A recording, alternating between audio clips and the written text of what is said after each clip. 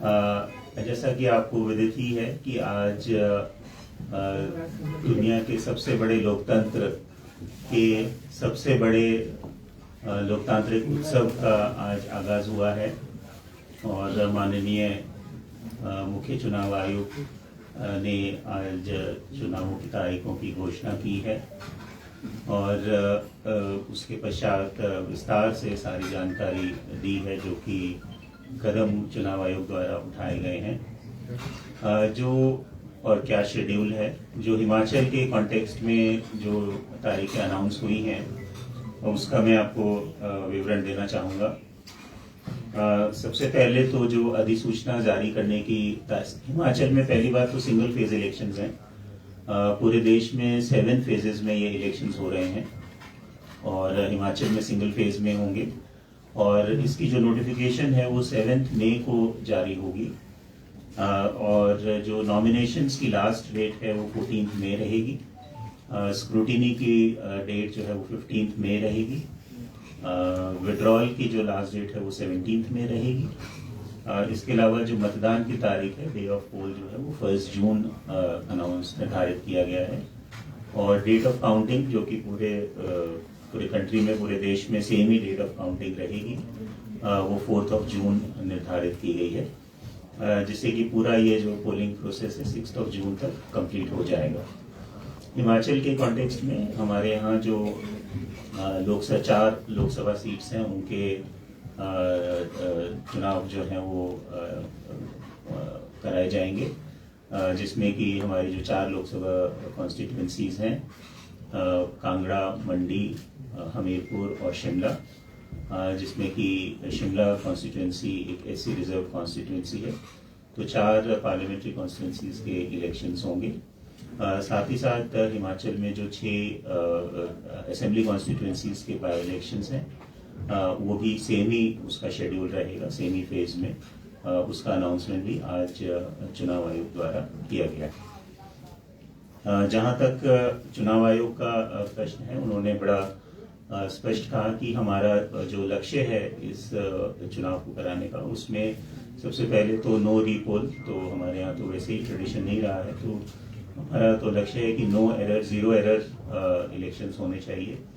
उसके अलावा अगला है नो इंड्यूसमेंट, तो 0 इंड्यूसमेंट फ्री इलेक्शन होने चाहिए और थर्ड ऑब्जेक्टिव है 0 violence, no violence free elections होने चाहिए which we are fortunate that we have a rich tradition of having 0 violence elections and no campaign clutter spread करने से जिससे कि ओवरऑल ऑब्जेक्टिव है कि एनहांस्ड पार्टिसिपेशन इलेक्शंस में सभी वर्गों का और सभी श्रेणियों का और जो फ्री एंड फेयर इलेक्शंस हमारे यहाँ और पीसफुल इलेक्शंस यहाँ पे हों हमारा ऑब्जेक्टिव रहेगा। जहाँ तक कि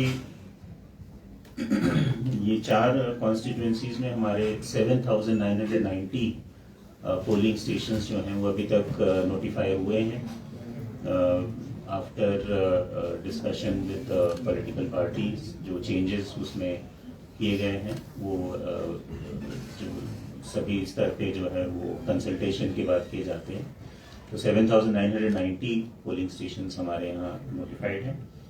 जहाँ तक इलेक्टर्स का प्रश्न है हमारा जो लास्ट समरी रिवीजन हुआ था वो 5 जनवरी 2024 की कट ऑफ को प्रकाशित हुआ था और उसमें 1 जनवरी की कट ऑफ डेट थी लेकिन उसके बाद भी जो है वो कंटिन्यूस अपडेशन में हमारे पास निरंतर जो एप्लीकेशंस आ रही हैं उनको प्रोसेस किया जा रहा है और जो इलेक्टोरल रोल का अपडेशन जो है वो लास्ट डेट ऑफ नॉमिनेशन तक हो सकेगा तो उसके 10 दिन पहले तक भी कोई अगर अप्लाई करता है तो उसका नाम इलेक्टोरल रोल में शामिल किया जा सकेगा। और मैं सभी वोटर्स से या सभी सिटीजन से भी ये अपील करना चाहूँगा कि वो अपना नाम वोटर लिस्ट में अवश्य चेक कर लें, ये सही टाइम है और अगर उनके नाम वोटर लिस्ट में नहीं है तो उसको शामिल करने के लिए एप्लीकेशन करें फॉर्म 6 पे और अगर उसमें कोई त्रुटि है या कोई उनका एड्रेस चेंज है तो फॉर्म 8 में अप्लाई करें। तो अभी उनको रिवाइज्ड जो है वो इलेक्टोरल रोल का रिवीजन जो है वो अभी चलता रहेगा। जो हमारी आज तक की स्थिति है, यानी एज ऑन टुडे जो हमारे टोटल नंबर ऑफ इलेक्टर्स हैं वो 65,682 हैं। और जो ये हमारे टोटल इलेक्टर्स में है, हमारी जेंडर रेशियो जो हमारी elector roll voters plus service voters को ऐड करें तो ये नंबर बनता है 56,38,422, जिसमें कि हमारे जो पीडब्ल्यूडी मार्क्ड इलेक्टर्स हैं वो हैं 56,320, लगभग 1% हैं।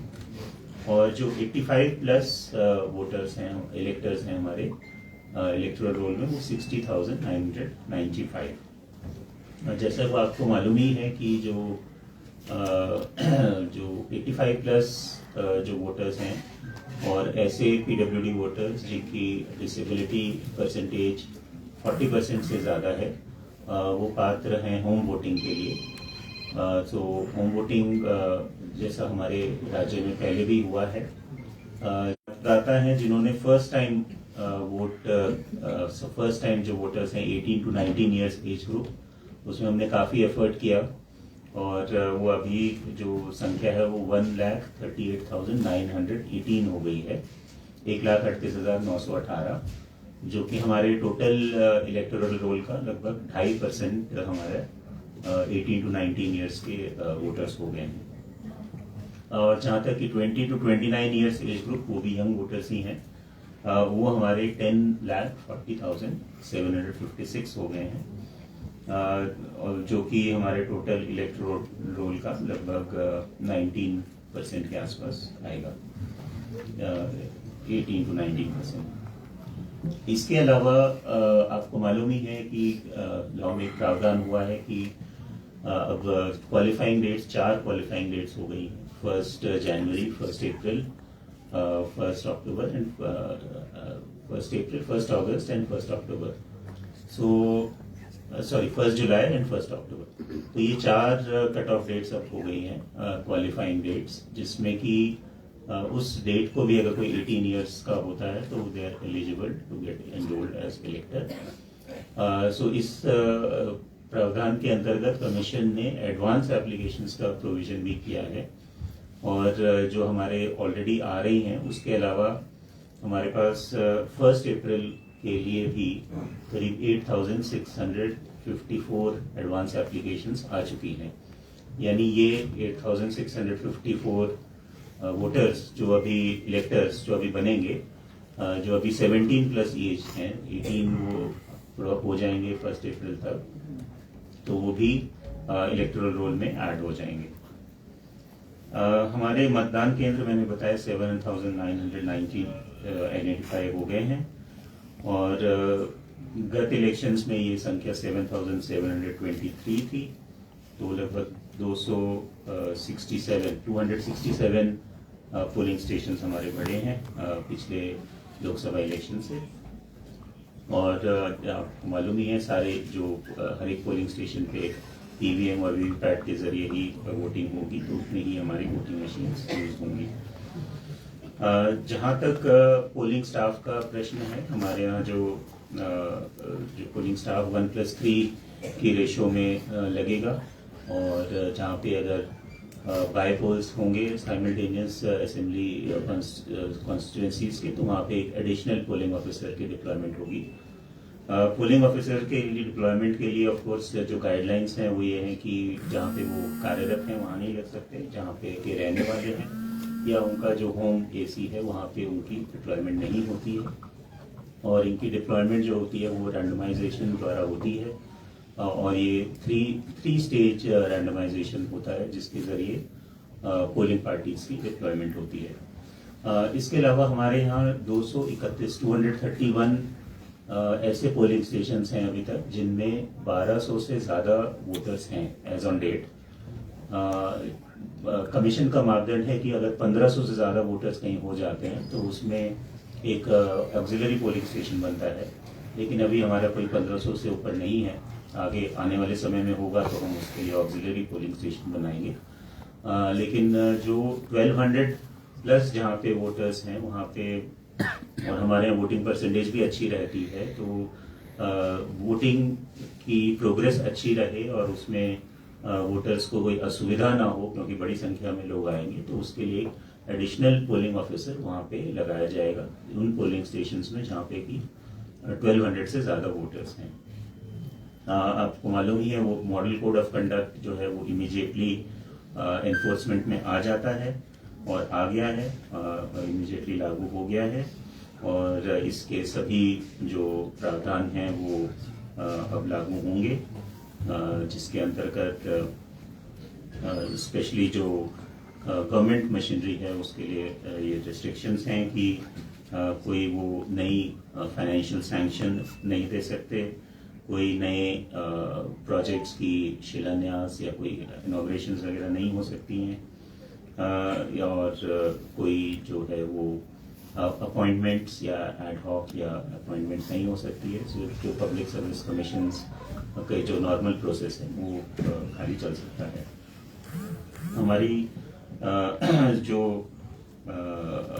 कोर्स सभी हमारे इलेक्टोरल रोल्स जो हैं वो उस पर वेबसाइट पे भी अवेलेबल हैं, प्लस जो वोटर्स हैं अपना नाम चेक करने के लिए जो वोटर हेल्पलाइन ऐप का मदद ले सकते हैं, तो वोटर हेल्पलाइन ऐप के जरिए वोटर्स अपना नेम, अगर उनको एक नंबर नहीं मालूम तो अपना वो नेम सर्च भी कर सकते हैं, और डिस्ट्रिक्ट वाइज कॉन्स्टिट्यूएंसी वाइज भी कर सकते हैं सर्च, और अपना नाम से भी अपना देख सकते हैं कि वो उसमें रजिस्टर्ड हैं अथवा नहीं है, और NVSP पोर्टल के माध्यम से भी ये किया जा सकता है। तो ये एक, और साथ ही साथ VHA ऐप में वो ये भी देख सकते हैं कि उनके क्षेत्र के संबंधित अधिकारी कौन हैं, BLOs कौन हैं, और उनके AROs कौन हैं, ROs कौन हैं, DOs कौन हैं, वो सारी इंफॉर्मेशन उस ऐप के जरिए और NVSP पोर्टल के जरिए प्राप्त की जा सकती है। इसके अलावा जो निर्वाचन आयोग के जो अन्य आदेश हैं वो ये ऑफकोर्स स्टैंडिंग इंस्ट्रक्शंस ही हैं कि जो कोड ऑफ कंडक्ट लागू होने के बाद समस्त सरकारी कार्यालयों और विभागीय वेबसाइट से मंत्रियों एवं अन्य राजनीतिक व्यक्तियों के फोटोग्राफ और उपलब्धियां संबंधी जानकारी हटाई जाती है।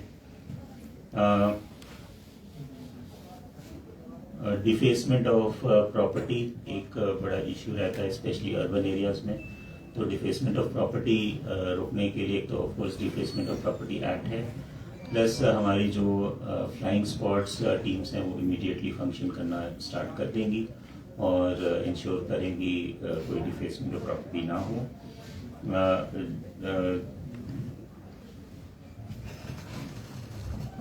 ध्वनि प्रदूषण इत्यादि रोकने के लिए लाउड स्पीकर्स वगैरह की परमिशन लेनी पड़ती है, और उसमें टाइम लिमिट्स भी हैं।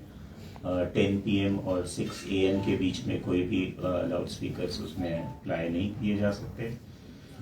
जो भी ऐसे बैनर्स या पोस्टर्स हैं जिसमें कि गवर्नमेंट की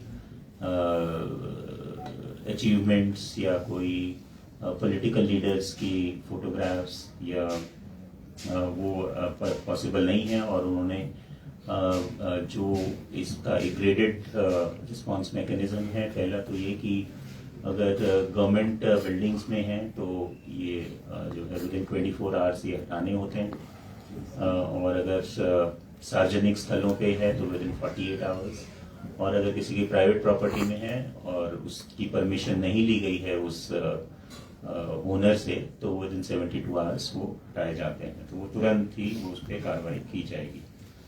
ऑफ कोर्स जो हमारी एक्सपेंडिचर मॉनिटरिंग एक बड़ा महत्वपूर्ण विषय है, और कमीशन ने भी काफ़ी जोर दिया है इसके ऊपर कि कैसे हम मनी पावर और मसल पावर को रोके के इस्तेमाल को, और इसके लिए एक्सपेंडिचर मॉनिटरिंग टीम्स जो हैं वो हमारी कॉन्स्टिट्यूट हो गई हैं, और सभी जिलों में और सभी कॉन्स्टिट्यूएंसीज में वो इमीडिएटली फंक्शन करना शुरू कर देंगी।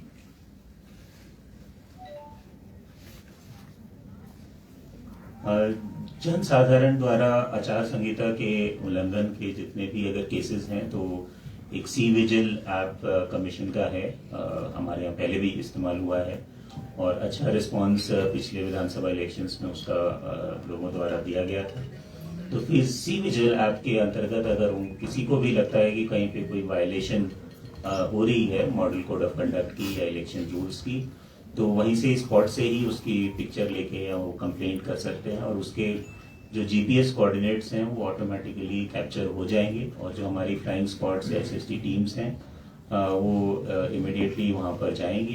जो कमीशन द्वारा निर्धारित 100 मिनट्स का टाइम दिया गया है उसके अंतर्गत जाके वो उस वायलेशन को चेक करेंगी और रिमूव करेंगी और उसके अगेंस्ट एक्शन लेंगी। तो सी विजिल एक बड़ा अच्छा एप्लीकेशन है जिसका लोगों को अधिक से अधिक प्रयोग करना चाहिए जिससे कि इस तरह की कोई प्रॉब्लम ना रहे। हमने जो 1950 टोल फ्री नंबर जो है वो एक्टिवेट कर दिया है और इसमें जो कंप्लेंट्स हैं या एक सिंगल नंबर कर दिया है instead of multiple numbers at sub division levels also.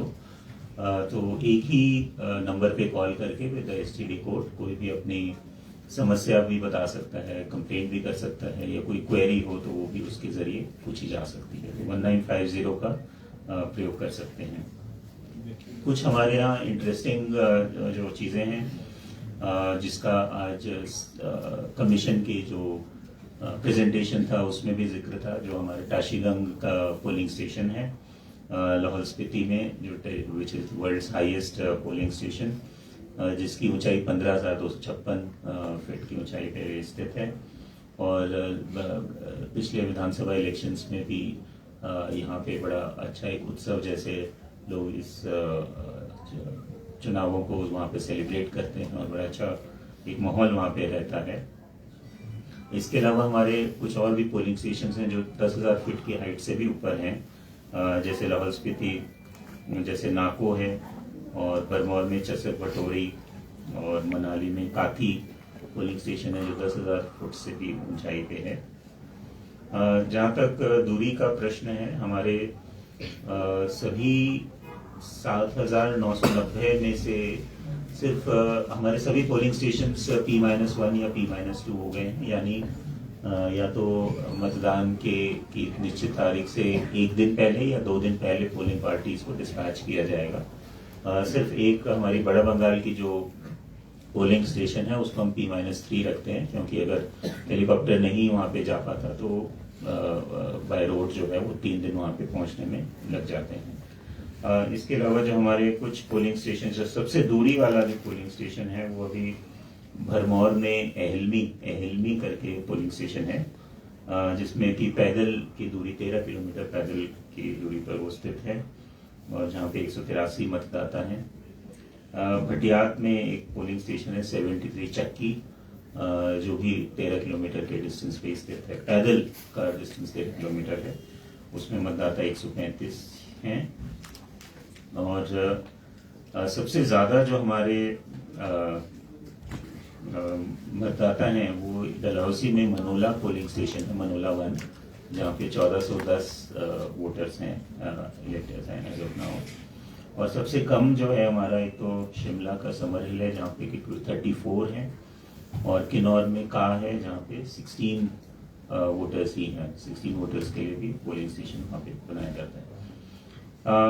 टाशीगंग का मैंने बताया आपको और एक दो और हमारे बड़े यूनिक पोलिंग स्टेशन हैं। तो हिमाचल में फ्रॉम हमारे वोटर्स हैं और बैजनाथ में ऑफकोर्स बड़ा बंगाल है जहाँ पे कि बाय एयर जो है हमें पोलिंग पार्टी को पहुंचाना पड़ता है। इसके अलावा अभी तक जो आइडेंटिफाई किए गए हैं उसके अंतर्गत 150 पोलिंग स्टेशन ऐसे रहेंगे जो केवल महिला कर्मियों द्वारा संचालित रहेंगे और 29 पोलिंग स्टेशन ऐसे रहेंगे जो सिर्फ दिव्यांग मतदान कर्मियों द्वारा संचालित रहेंगे और 54 पोलिंग स्टेशन ऐसे रहेंगे जो युवा मतदान कर्मियों द्वारा संचालित रहेंगे। और मॉडल पोलिंग स्टेशन हम प्रयास करेंगे कि हर कॉन्स्टिट्यूएंसी में 3 से 4 जो है मॉडल पोलिंग स्टेशन भी बनाए जाए।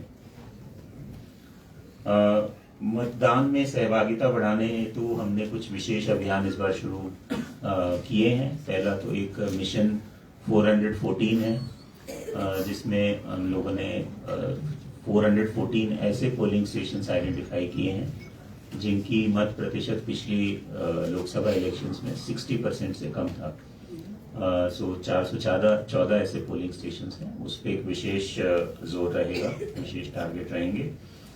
इसके अलावा हमारे पिछले विधानसभा इलेक्शंस में हमारा ओवरऑल वोटिंग परसेंटेज था 72.42 और उससे नीचे जितने भी हमारे पोलिंग स्टेशंस थे जो कि 63 से 70 तक जिनकी पोलिंग परसेंटेज रहती थी, उसमें हम वो 22 पोलिंग स्टेशन ऐसे हैं, उसमें हमने एक कैंपेन शुरू किया है 22 गोइंग टू 72 कि ये जो 22 पोलिंग कॉन्स्टिट्यूएंसीज जिनका मत प्रतिशत काफ़ी कम रहता था, वो कम से कम जो हमारा स्टेट एवरेज पिछली बार का था वहाँ तक पहुँचे। और ऑफ कोर्स हमारा जो ओवरऑल लक्ष्य तो यही है कि जो हमारे विधानसभा इलेक्शंस में जितनी पोलिंग परसेंटेज रहती थी, लगभग 76% रही थी, वो उतनी ही एटलीस्ट लोकसभा में रहनी चाहिए, बिकॉज हमें लोगों को अवेयर करना है कि लोकसभा इलेक्शंस भी उतने ही इंपॉर्टेंट हैं जितने कि आपके विधानसभा इलेक्शंस हैं। तो अगर विधानसभा इलेक्शंस में 76% लोग वोट दे रहे हैं तो लोकसभा में भी उससे ज़्यादा ही वोटिंग होना चाहिए, क्योंकि वो ज़्यादा महत्वपूर्ण है और जो डिफरेंस है उसको हमें ख़त्म करना है।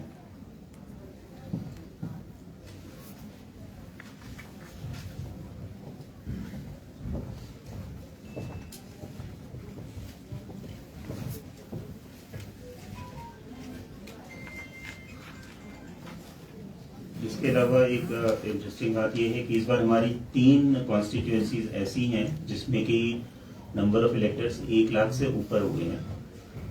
ये हैं जवाली, सुलह और जोगिंद्रनगर। इन तीनों कॉन्स्टिट्यूएंसीज में 1 लाख से ज़्यादा वोटर्स हैं। सबसे ज़्यादा वोटर्स सुलह में हैं 1,01,125 और सबसे कम वोटर्स लाहौल स्पीति में हैं जो कि 25,041।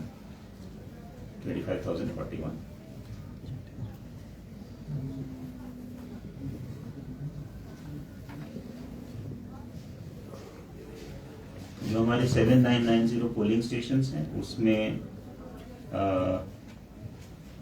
जो हमारी लोकेशंस हैं वो 7314 हैं, कुछ मल्टीपल लोकेशंस वाले हैं। एवरेज नंबर ऑफ इलेक्टर्स जो हमारे एक पोलिंग स्टेशन में है वो 695 हैं अभी तक, और आगे जैसे भी ये रिवीजन होगा और कंटिन्यूस अपडेशन में और ऐड होंगे। सभी पोलिंग स्टेशंस में एएमएफ की सुविधा, एश्योर्ड मिनिमम फैसिलिटीज जो है वो प्रोवाइड की जाएंगी, लगभग सभी में हैं ऑलरेडी, और अगर उसमें कुछ कमी होगी तो वो उसको पूरा कर लिया जाएगा। पूरे इलेक्शन में जो हमारे लगभग पोलिंग स्टाफ का डिप्लॉयमेंट है लगभग 50,000 होगा फॉर लोकसभा इलेक्शन से, और विधानसभा के लिए थोड़ा सा जो बाई इलेक्शन है थोड़ा सा एडिशनल स्टाफ रिक्वायर्ड होगा। हम लोगों के एक्सटेंसिव ट्रेनिंग प्रोग्राम्स जो हैं वो जो हमारे डीओज के लिए, हमारे आरओज के लिए और एआरओज के लिए सर्टिफिकेशन प्रोग्राम्स, और स्टेट लेवल मास्टर ट्रेनर्स और डिस्ट्रिक्ट लेवल मास्टर ट्रेनर्स, और जितनी भी टीम्स कॉन्स्टिट्यूट की गई हैं उन सभी के ट्रेनिंग प्रोग्राम जो हैं वो एक राउंड कंप्लीट हो चुका है, including for all the police personal also. और जैसे जैसे आगे होगा तो उसके लिए फर्दर ट्रेनिंग्स और उनकी रेगुलर ओरिएंटेशन प्लस जो पोलिंग पार्टीज की जो 3 ट्रेनिंग्स हैं वो भी सुनिश्चित करवाई जाएंगी।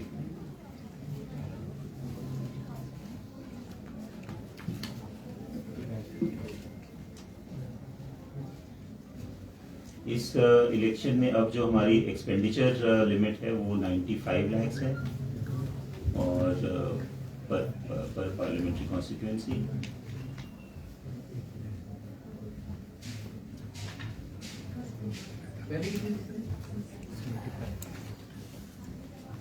पहले ये लिमिट थी 70 लाख थी, 2014 में ये 70 लाख थी और 2022 में इसको रिवाइज करके 95 लाख कर दिया गया।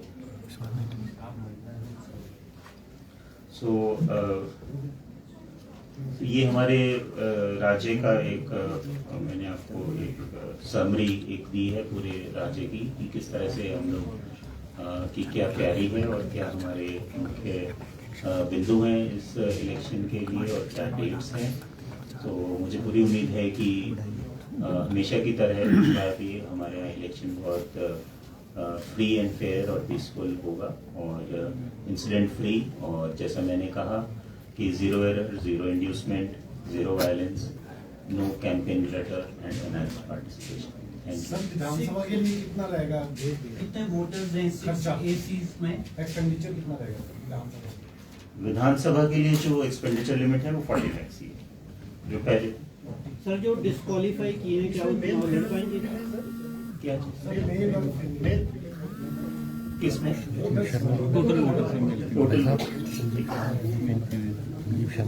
जो डिस्क्वालीफाई किए जो टोटल वोटर्स में जो हमारे मेल वोटर्स हैं वो है 28,15,043, यानी 28,15,045, और महिलाएं हैं 27,57,660, और थर्ड जेंडर जो है वो है 35। सर, हिमाचल प्रदेश में बाई इलेक्शन अनाउंस हुआ है, यस, उस पर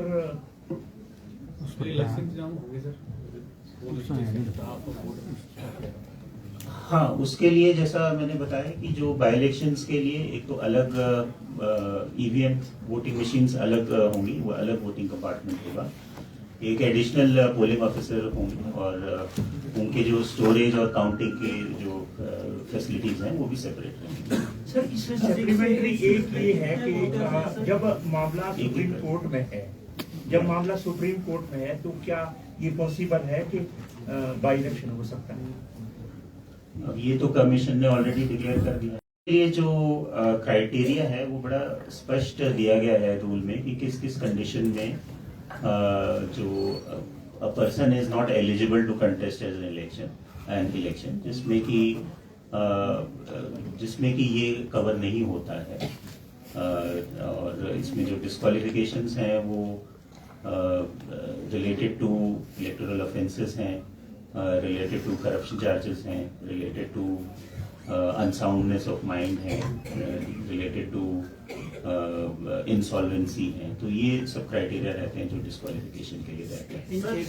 असेंबली सेगमेंट्स में टोटल कितने वोटर्स हैं? Can you name all 6 assemblies? जी, तो ये 6 असेंबली कॉन्स्टिट्यूएंसीज हैं। धर्मशाला में जो वोटर्स की संख्या है वो है 82,795। धर्मशाला में इंक्लूडिंग सर्विस वोटर्स 83,718 वोटर्स हैं। 83,718 सर्विस वोटर्स मिला के। दूसरा हमारा लाहौल स्पीति है। लाहौल स्पीति में 25,724 वोटर्स। देन सुजानपुर में है 76,830। Badsar is 88,432। Gagret 84,887। Pardon? 84,887। कुटलहर 87,857।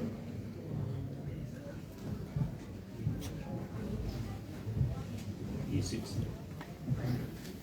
Paid news को रोकने के लिए किस तरह की व्यवस्थाएं हैं? जी, पेड न्यूज के रोकने के लिए एक तो सबसे पहले जिला स्तर पे जो है वो कमिटीज बनाई गई, एमसीएमसी कमिटीज जो है वो डिस्ट्रिक्ट लेवल पे बनाई गई, ऑलरेडी कॉन्स्टिट्यूटेड है, जो कि पेड न्यूज का अगर उनको कोई केस ऐसा समझ आता है उनके ध्यान में या कोई लाता है तो उसमें वो जो कंसर्न्ड कैंडिडेट है उसको नोटिस देते हैं, और नोटिस के रिप्लाई के हिसाब से वो निर्णय करती है वो कमेटी कि ये पेड न्यूज का केस है या नहीं, और अगर वो पाया जाता है कि पेड न्यूज का वो केस है तो कैंडिडेट के एक्सपेंडिचर में उतना खर्चा जोड़ा जाता है, और साथ ही जो प्रेस काउंसिल ऑफ इंडिया को भी उसकी रिपोर्ट जाती है कि फला न्यूज़पेपर के फला पत्रकार ने ये पेड न्यूज का प्रूव हो गया इनका केस। और उसमें फिर अपील का प्रोविजन है। अगर कोई कैंडिडेट उसको एक्सेप्ट नहीं करता है तो अपील कर सकते हैं। जो हमारे स्तर पे जो कमेटी बनाई गई है उसको अपील कर सकते हैं। और सर कोड ऑफ कंडक्ट के दौरान अक्सर ये देखा गया है कि अधिकारी भी मनमानी करते हैं। ऐसे में क्या डीसी, एसपी और अन्य अधिकारियों को कोई इंस्ट्रक्शंस जारी की गई है या फिर उनके साथ कोई मीटिंग है? हाँ, ये हमारी उनसे ट्रेनिंग्स में भी उनको बताया गया है और वैसे भी मीटिंग्स उनसे हुई हैं जिसमें कि अगर कोई भी अधिकारी या कर्मचारी जो कि बायस्ड रूप में काम करते हैं या इन्फ्लुएंस करने की कोशिश करते हैं तो उनके सख्त से सख्त कार्रवाई की जाएगी। लोकसभा चुनाव पर कितना खर्चा आएगा? जो एक्सपेंडिचर की लिमिट है वो तो 95 है। नहीं इलेक्शन कमीशन के करवाने के लिए आपका कितना ऐसा खर्च? कोई estimate नहीं। आयोग का क्यों एक्सपेंडिचर का खर्च आएगा? खुल के दिव्यांग वोटर्स हैं सर जो आप बताइए। सर जो दृष्टिबाधित वोटर्स हैं क्या सभी ईवीएम्स में ब्रेल होगी या फिर आइडेंटिफाई किया जाएगा कि इस बूथ में दिव्यांग हैं, दृष्टिबाधित लोग हैं, उनके लिए ब्रेल हो या फिर सभी लोग?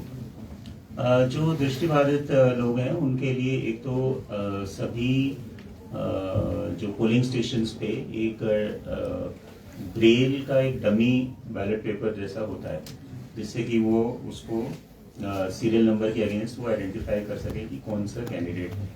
उसके बाद जो हर एक मशीन के ऊपर पोलिंग स्टेशन से रिस्पेक्टिवली हर मशीन के ऊपर ऑलरेडी वो ब्रेल में इंडिकेटेड होते हैं तो उससे वो आइडेंटिफाई कर सकते हैं। दृष्टिबाधित लोगों को जरूरत नहीं पड़ेगी किसी को साथ लेकर नहीं। जाना कि उनका वोट नहीं, उनको जरूरत नहीं। सर क्या कोई सेंसिटिव पोलिंग स्टेशंस है? अगर कोई ऐसा है तो वहाँ पर एडिशनल जो सिक्योरिटी है वो किस तरह की रहेगी? जो क्रिटिकल पोलिंग स्टेशंस हैं और उसका बड़ा विस्तृत क्राइटेरिया भी लेट डाउन है। जो क्रिटिकल पोलिंग स्टेशंस के ऊपर जो है विशेष नज़र रहती है, उसमें एडिशनल फोर्सेस की डिप्लॉयमेंट भी की जाती है और साथ ही वेबकास्टिंग का प्रोविजन रहेगा, माइक्रो ऑब्जर्वर्स रहेंगे। सो ये ऑनगोइंग एक्टिविटी है और लास्ट तक ये इसको रिवाइज करते हैं हम, लेकिन अभी तक जो आइडेंटिफाई हुए हैं वो 425 425